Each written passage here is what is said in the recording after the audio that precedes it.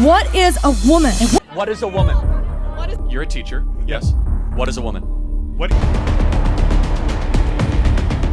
is a woman? That's a stupid ass question, dude. That's a dumb ass question. What is a woman, college student? What is a woman? Oh, you're talking to a college student instead of like, I don't know, somebody who has media training? They can't answer what a woman is. It's not a trick question. What is a woman? Someone who identifies as a woman. What is that thing? You can't answer the question with the question. It's like saying, what is the sun? The sun is something that looks like the sun. What is a woman? It's a social role. No, you can't answer the question with, define the woman without saying woman. It's a social role. Doesn't even matter. No, but what is that thing? What is a woman? This is not a trick question, everybody. You're in college, paying for an education. What is a woman? How about you talk to someone with media training? How about you talk to someone You don't need media training. It's not a trick. yeah. What is a woman? we define gender as a set of preferences that you have.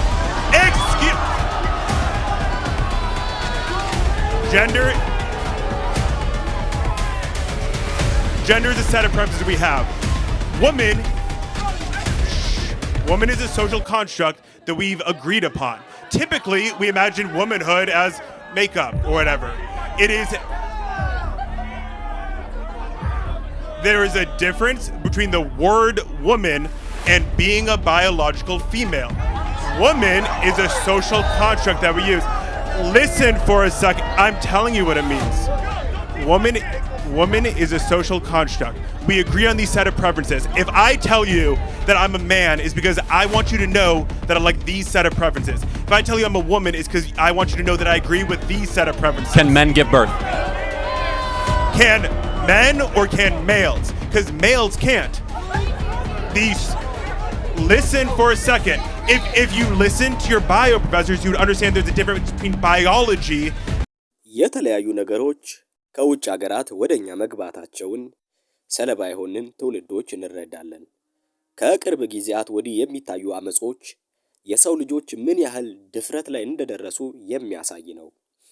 ከላይ ባየነው ቪዲዮ ቻርሊ ክሪክ ከኮሌጅ ተማሪዎችና ከአንድ መምህር ጋር ያደረገውን ክርክር ነበር። ሴት ማለት ምን ማለት ነው የሚል ጥያቄ አቅርቦ የተሰጠውን የሚያስደነግጥ ምላሽ ነው ያየነው። በሚያሳዝን ሁኔታ ከቅርብ ጊዜ ወዲህ ካምብሪጅ ዲክሽነሪ እና ኦክስፎርድ ዲክሽነሪ እንዲሁም ሴት የሚለውን ዴፊኒሽን ቀይረውት ምንድነው ያሉት? ትራንስጀንደር ሴቶችንም ሴት ነን የሚሉትን አካቶ ራሳቸውን ሴት ብለው የሚጠሩ ብሎ ነው ዲፋይን ያደረገው። ሴት ማለት ራሱን እንደ ሴት የለየ ነው አሉ በመጀመሪያ። ሎጂካሊ ደግሞ ሰርኩላር ሪዝኒንግ ፋላሲ ይባላል። ለምሳሌ ዛፍ ምንድነው ብዬ በጠይቅ መላሹ ዛፍ ማለት ብሎ ዛፍ የሚመስል ነገር ቢለኝ መልስ አይሆንም፣ ህጸጽ ነው ማለት ነው። ስለዚህ ዛፍን ለማብራራት መላሹ ዛፍ የሚለውን ቃል ወደ ኋላ መጠቀም ወይንም መመለስ የለበትም ማለት ይሄ ህጸጽ ነው፣ ትክክል አይደለም።